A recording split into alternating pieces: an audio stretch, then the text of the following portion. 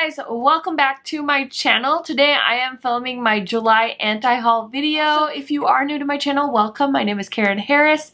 I upload every other day so you to get quite a bit of content from me. If you're wondering, I mean, Karen, there's like a million channels out there. What makes you unique? Well, I like to focus on tan girl friendly makeup. So if you have a skin tone like mine and you always are flooded with pictures upon pictures of things swatch on skin tones that might not be necessarily your skin tone, this might be the place for you. I like to focus on where the products are going to work for my skin tone, and I think that's pretty unique. So if you guys would like to see more of that content, definitely hit that subscribe button. It also really helps me out and helps YouTube know that people are interested in my videos. So anything you guys do as far as liking my videos, thumbs downing my videos, leaving me comments does help me kind of flourish in the YouTube algorithm. So thank you guys in advance for all of that. As far as what's on my face, I will link the information down in my description box. This is a eye look I filmed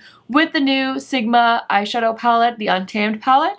That should already be live on my channel, so please check that out as well if you guys are interested. And without further blabbering, let's get into what I am not going to buy from the month of July 2020. Okay, so the first thing I'm going to talk about is one that I actually saw pretty positive reviews on. So One Size by Patrick Starrr launched at Sephora, and he originally started off with a makeup remover spray and some makeup remover wipes, which I kind of thought was a fun release, you know, for a change. Like, we get so used to like makeup brands coming out with eyeshadow palettes right away, or it's like something very cookie cutter. So I kind of like that he switched it up. It really goes with Patrick Starr's brand, I would say. And I've been seeing so many Patrick Starrr One Size ads on my YouTube feed. Like, let me know if you guys have noticed that too. And I was like, you know what? It's kind of cool that as a YouTuber, he decided to advertise on YouTube, because I don't always see a lot of makeup ads on YouTube, so it's kind of cool that he like tapped into that market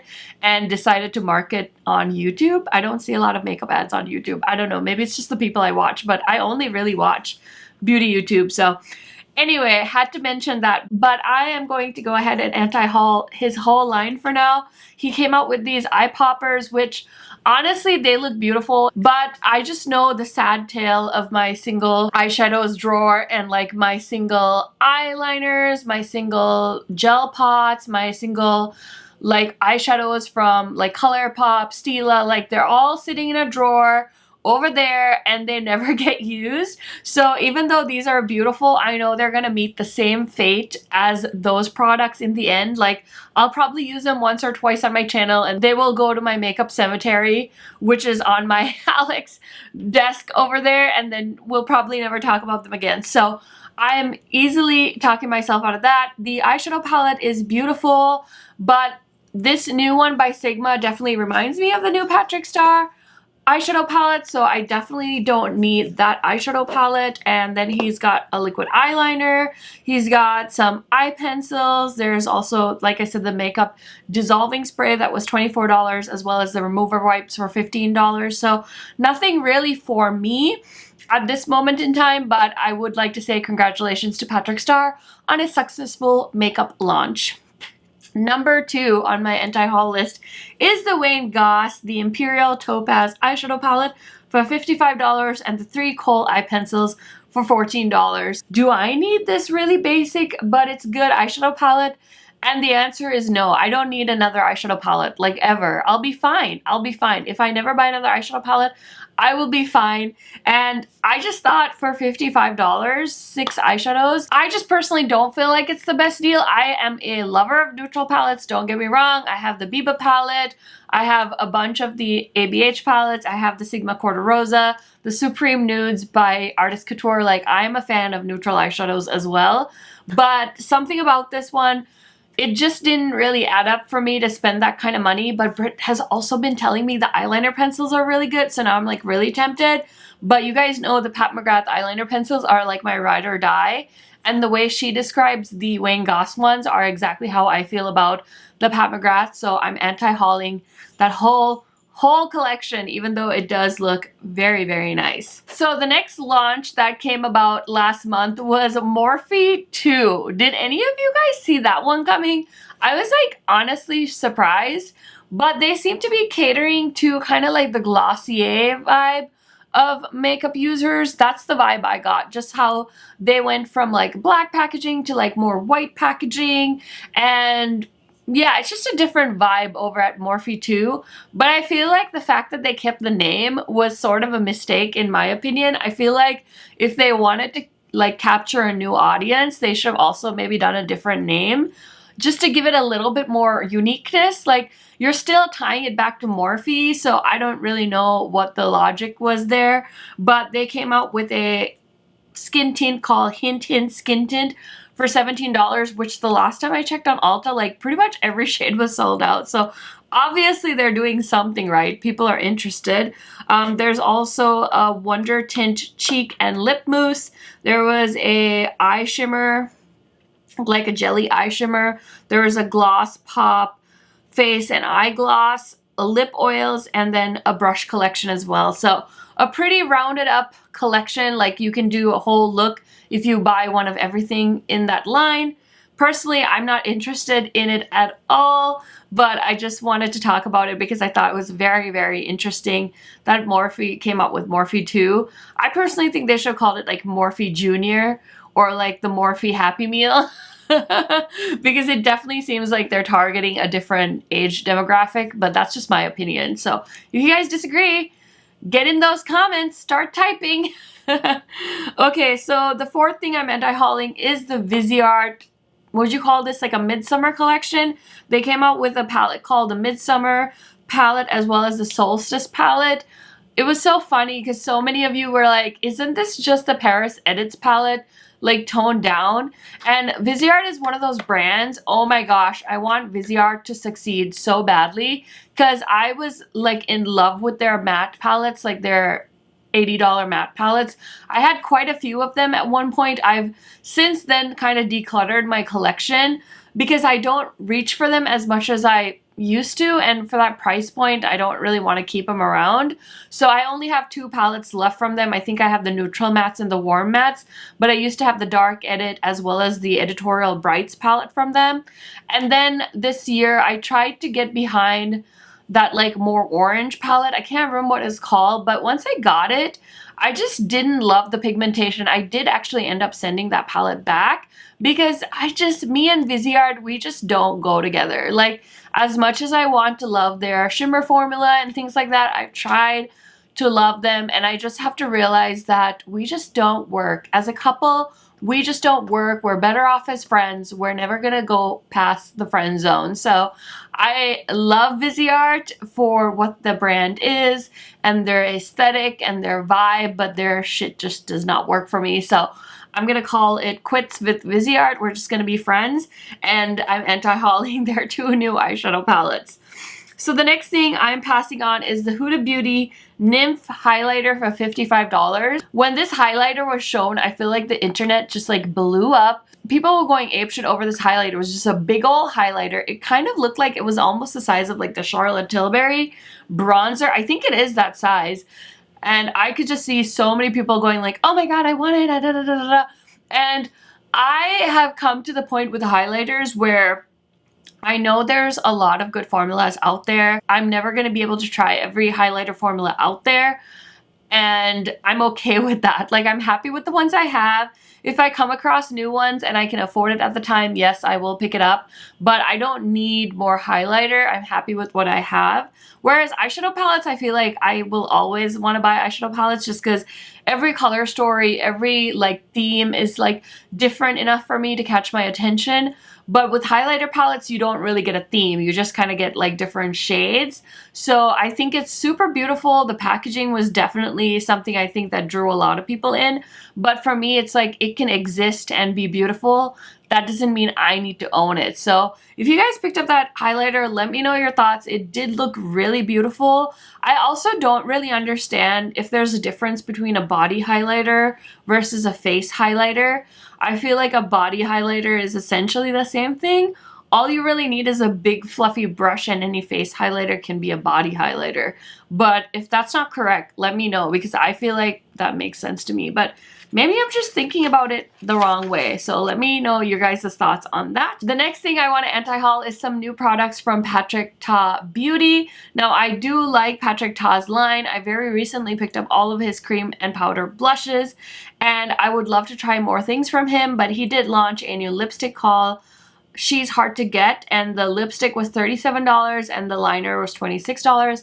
I think my friend Britt Clark did buy the lipstick, and it's a stunning bright pink shade, but it's one of those things where if I bought it, it's like a novelty color for me. If I bought it, I would maybe wear it a few times, and then I know it would sit in my lipstick drawer and just do nothing. So it was very easy for me to say no to that. And then they also launched a lip mask for $22. I currently have more lip products than I know what to do with, so it's an easy pass for me. And then there was a Dewy Milk Mist for $38, which looks beautiful and maybe someday, but I have so many different like sprays that I need to use up and move out of my collection before I buy any more. And also a all over glow balm that looked beautiful. I saw Desi Perkins use the glow balm on her story. She just like applied it on her collarbone, and I was like, oh my god, that looks stunning. And then I'm like, Karen, you literally go nowhere, and you have gone nowhere this summer. Like, you do not need a body glow for $50. So it was very easy for me to anti-haul all of that. The next thing I'm anti-hauling is skincare. Fenty Skin launched, and they came out with a cleanser, a water toner, and a moisturizer. So I am curious about these products, but I feel like there was a little bit of controversy going on. I'm not really quite sure what happened.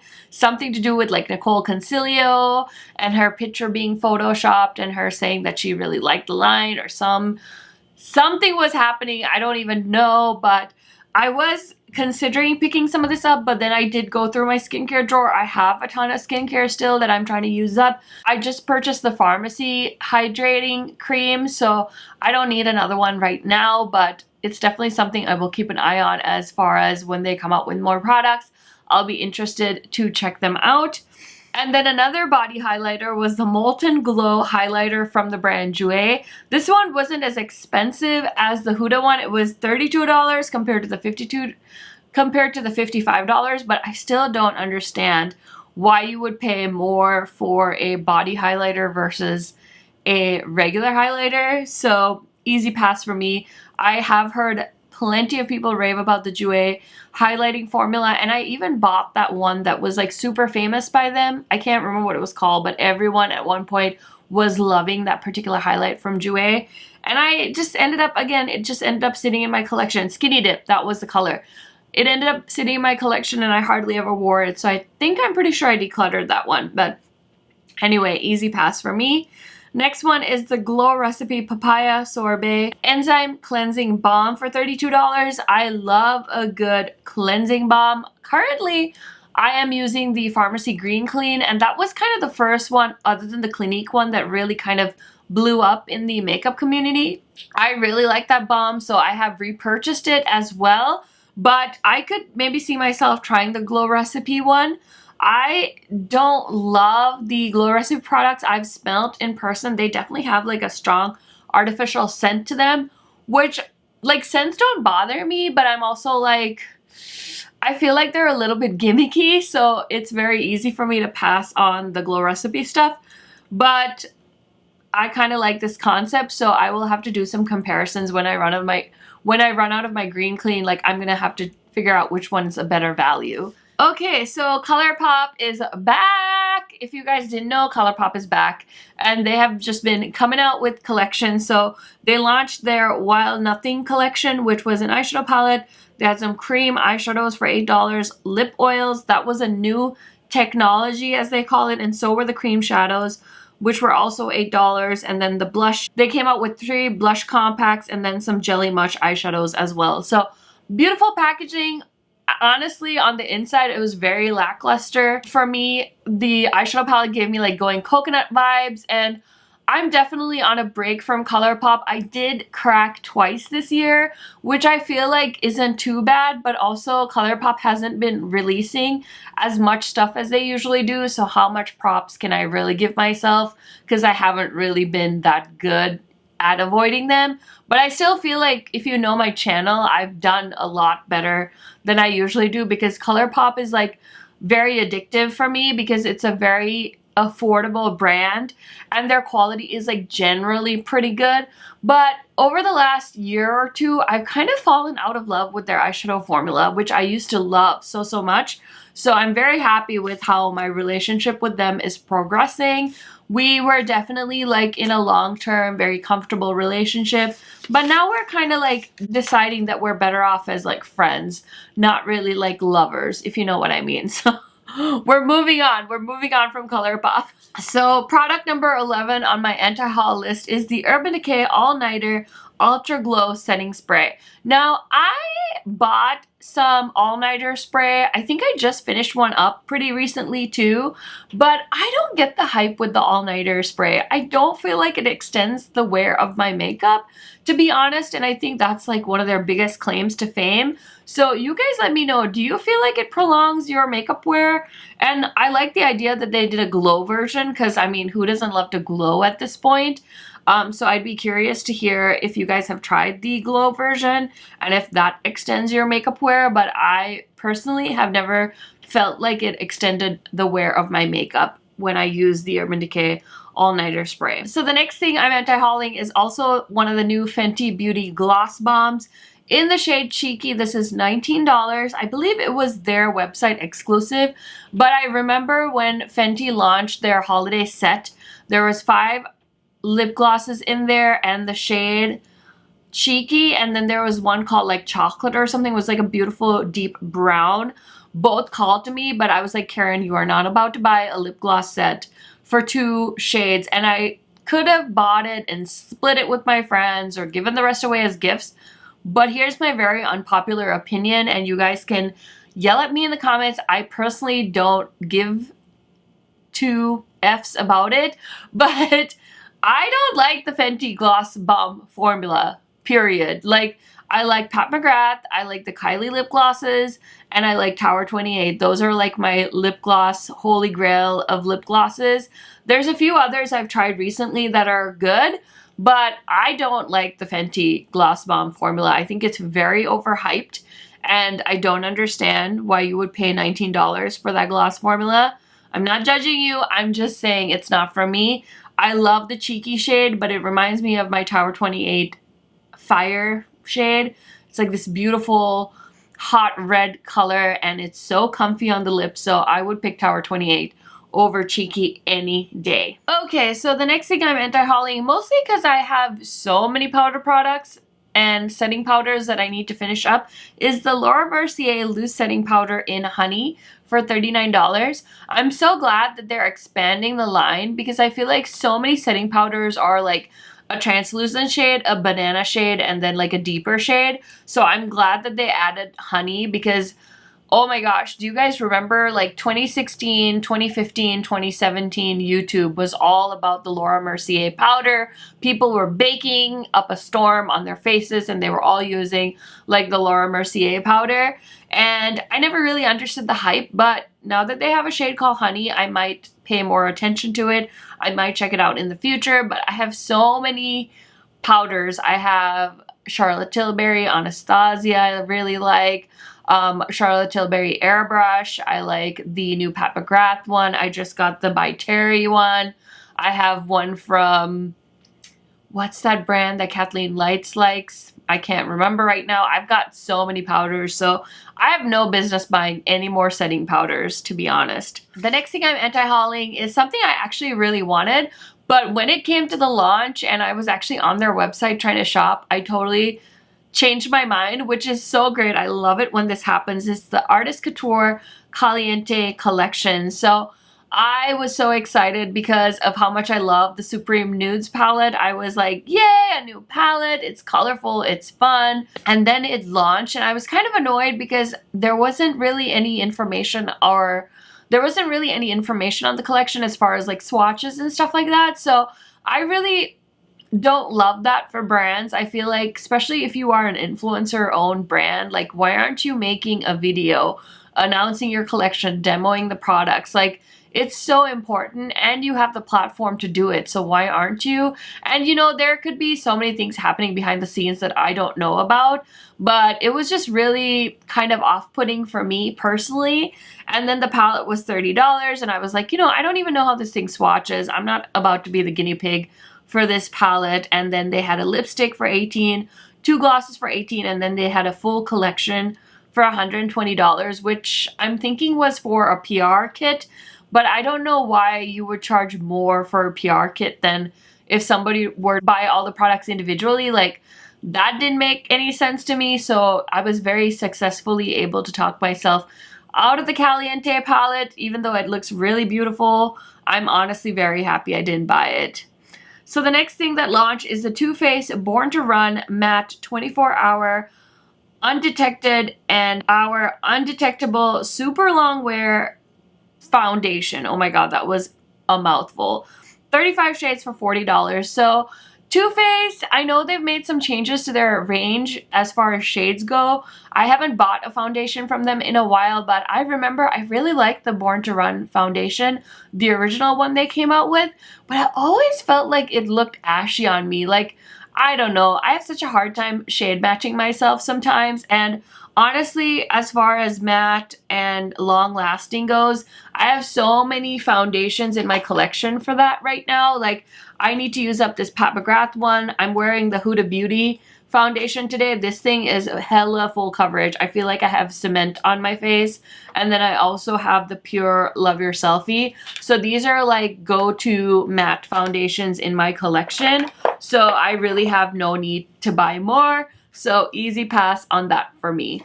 The next thing I'm anti-hauling is the Sigma Soft Blend Brush Set. So my friend Brit Clark here on YouTube recently launched a collab set with BK Beauty, and I did buy that set and I'm loving it so far. And so as far as like Sigma brushes go, I think Sigma has some beautiful brushes as well. And I like the idea of this Sigma Soft Blend Brush Set. It looks really, really cool, but I honestly, like, these aren't even all of my brushes. These are just the ones I keep on my desk for when I film.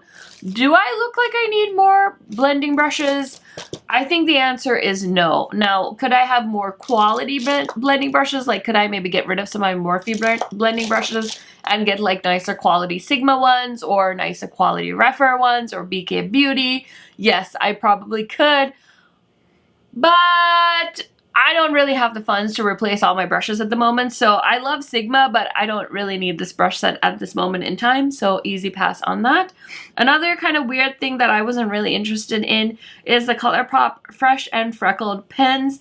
I think freckles are beautiful, but I don't really want to create like full freckles on my face. It's never something I've like noticed about my skin. So I don't know, maybe it would look cute. I don't know, maybe I should be more open to trying new things. It's just not my vibe. I'm glad they did something affordable though. That's the one thing I love about ColourPop is they do like innovative stuff and then you can get it at a decent price, or it's something very trendy that I don't want to try by spending like 20-30 bucks. So it's kind of nice that they did like an $8 freckle pen. You can try it out. If you hate it, you don't have to keep using it. The next thing I'm anti-hauling is the Stila Fall Collection. I just feel so sorry for Stila as a brand. Like, who is shopping Stila at this point? Like, again, back in the day, 2014, 2015, 2016 YouTube, when everyone was raving about Stila Kitten, and then they have those liquid lipsticks that everyone loves. I personally think that Stila's liquid lipstick formula is hot garbage, but that's just my personal opinion. You don't have to trust me. That's just what I've felt from trying out their different liquid lipsticks. But with this fall collection, it's called the Bohemian Renaissance, and they had one single eyeshadow for $18. There was a plumping lip glaze for $24, lip eye cheek stick for $26, gloss lip eye paint for $24, liquid liner, eye concentrate, and primer. So very interesting. A lot of it looks like stuff that was already in Sigma's line, but they like repackaged it or like combined it into this collection. I don't know. I think Sigma needs like a restart as far as their line goes. I'm sure they still do pretty well because like there's gotta be a reason they're still in business. Like people are obviously still buying their product, but they're just not the brand for me. So that is that on that. The next thing I'm anti-hauling is Mother Pat's new Dark Star Mascara for $30. You guys know I was such a drugstore mascara bitch, and now all of a sudden I'm like, oh, Marc Jacobs mascara, oh, Lancome Monsieur Big mascara, I bought the Thrive mascara, I got mascaras everywhere, like mascara in my underwear. No, I'm just kidding. But honestly, this one I got in a Trend Mood box. I do like this. This is a mascara I have on today, and I think it's a very nice mascara. My all-time favorite high-end is the Lancome Monsieur Big. This one is like on its deathbed. So I need to declutter this, but this mascara is so expensive. I'm trying to like get everything I can out of it. And you guys have already heard me talk about the Thrive mascara. This one I bought on recommendation from my friend here on YouTube, Britt Clark. She loves this. It's a tubing mascara, so I decided to take the leap and try it out. She said she's had hers for over a year. So I'm like, yeah, I don't mind paying 25 bucks for mascara that's gonna last that long. Like, cost per wear is great on something like that. So I have been enjoying all three of those mascaras. I'm sure Pat McGrath makes an awesome mascara. I mean, she hardly ever does anything wrong, in my opinion. So maybe someday if I can try it out for a reasonable price, but right now I have plenty of mascara, so easy pass for me. So the next thing I'm anti-hauling is the MAC times Teyana Taylor collection. I'm so glad that MAC collabed with somebody with kind of a little bit of a different skin tone. I feel like MAC has always been one of the most inclusive brands though out there compared to a lot of other brands. So I still wanted to give them props though, because you know, it's cool. That's awesome. Like, good for them. So they launched a lipstick, a lip gloss, a lip pencil, and a mineralized skin finish. And the packaging was beautiful, but I can't remember. I don't think any of these products were new. I think they were just repackaged for this collab. So happy for them, but easy pass for me. Jouer also launched their Champagne and Macaroons collection, I believe, in July. And I really like the dark blush palette, I'm not gonna lie. But I need another blush palette, like I need a hole in my head. I just got this one, the NARS Orgasm X, from a video I did with Look Fantastic. If that's up already, you guys should check it out because they are offering my subscribers a discount if you shop their site using my code. So check that out. But again, Britt Clark loves the Orgasm X blush palette, which is why I decided to try it. And it is the blush palette I have on my face. So I'm very happy to say it is Tan Girl approved. Pass on the Jouer products for now, even though maybe somewhere down the line if I see them on sale, I could definitely see myself picking up the blush palette from that collection. The next thing that kind of broke the internet, this was kind of like the Tarte April Fool's joke. Like everyone's like, are they serious? So Becca Cosmetics decided that it would be really smart to launch the Zero collection. So it's a no pigment foundation and a no pigment face and lip highlighter. The face and lip highlighter definitely reminds me of like the Tower 28 highlighter balm or the Gucci like balm. So that's nothing new. But the no pigment foundation, I'm still trying to like wrap my head around it. I did see quite a few people got it in PR. I also kind of see the validity of the conspiracy theory that is like maybe Becca just did something outrageous so they could get their name out there, because let's be real, negativity kind of sells stuff. Like, you know, nobody was talking about Becca and all of a sudden they did this stupid like Zero collection and everyone's talking about Becca, and I've also seen them roll out a few other products too. So I'm like, is Becca being sneaky? Like, what do you guys think? Let me know. So the next thing I'm anti-hauling is this KimChi Beauty and Naomi Smalls collection. They have an eyeshadow palette for 24 shades at $30. There's some cream shadows as well as a blush highlighter palette. Actually, I'm very curious about KimChi Beauty all of a sudden. I don't know. The brand just reminds me of like Happy. So I think it's really cute. Maybe I could see myself trying it in the future. We'll see if the right thing comes along. But for now, I am anti-hauling that collaboration. Next, big ol' anti-haul to the RawBeautyKristi and Pure collab. It was $34 for the eyeshadow palette, and they had 2 sets of lashes for 14 bucks a pop. If you are a huge RawBeautyKristi fan, don't come for me, okay? I just feel like I don't understand how that launch was so disastrous as far as their website crashing, and like, I honestly feel sorry for people that waited on that website for hours upon hours trying to get that palette. Like, you guys are the real deal as far as subscribers go, and I'm sure Kristi is very thankful to have support from people that are her fans. I'm not really a huge RawBeautyKristi fan myself, but I definitely connected with the palette. I think we're probably very close in age, so a lot of the references she made in her palette definitely like spoke to my soul, and I was honestly gonna buy it just to have the cool packaging. But now, after seeing videos on the palette, and I mean, it's nice, it's a nice idea, but I'm glad I didn't end up getting it, because I feel like that would have been one of those palettes where I would have liked it, it would have been okay, but I don't see myself reaching for that again. Also, the new Colored Rain Juicy Boost palette launch, and it has all these fun colors, and I am more than happy to support Colored Rain, so I'm much more excited for that palette to come out and come to me, because I have picked it up. I'm just waiting for it to ship. But easy pass on the RawBeautyKristi and Pure collaboration for me.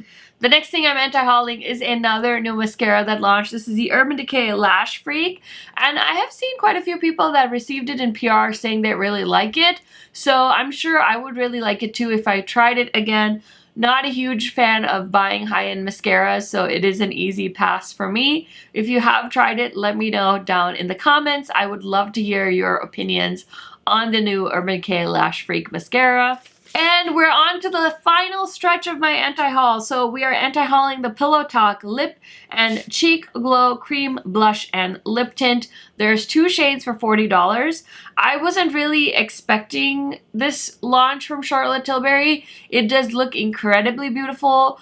I think that I need to intervene for myself and not buy every cream blush product that comes out, so I did pass on this. Also, $40 is an insanely high price point when I have things like the Tower 28 blushes to rely on, so I did pass on it, but I kind of like it. It's a little bit of an innovation from Charlotte Tilbury, so I'm not gonna shit on it for that. The next thing I'm anti-hauling is the Ulta and Harry Potter collection.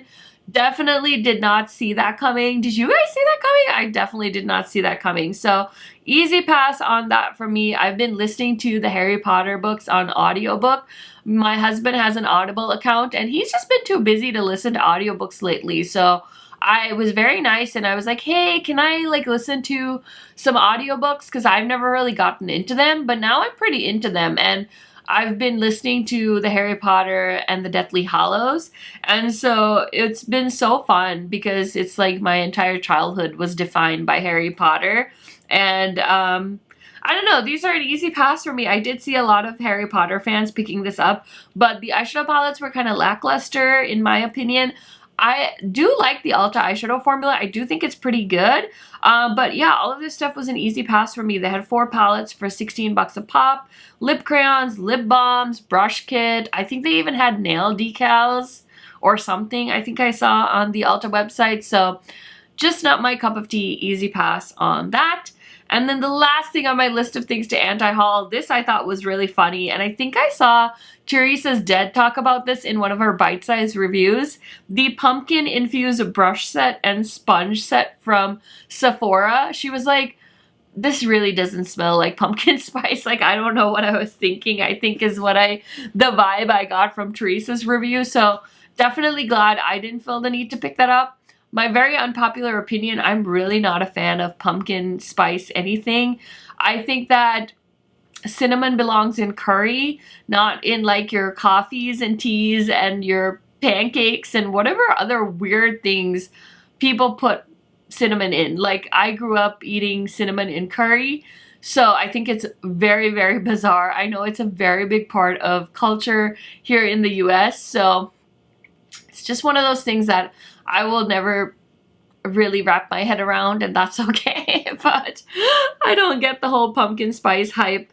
But yeah, that is my last thing on my anti-haul. So I hope you guys enjoyed this video. Thank you so much for watching. I will go ahead and link my anti-haul playlist here at the end if you guys want to see more anti-hauls from me. If you are feeling the itch to shop, I hope you can rely on my anti-hauls to kind of talk you guys down off that ledge. Thank you guys for watching, and I will see you in my next video soon. Bye guys!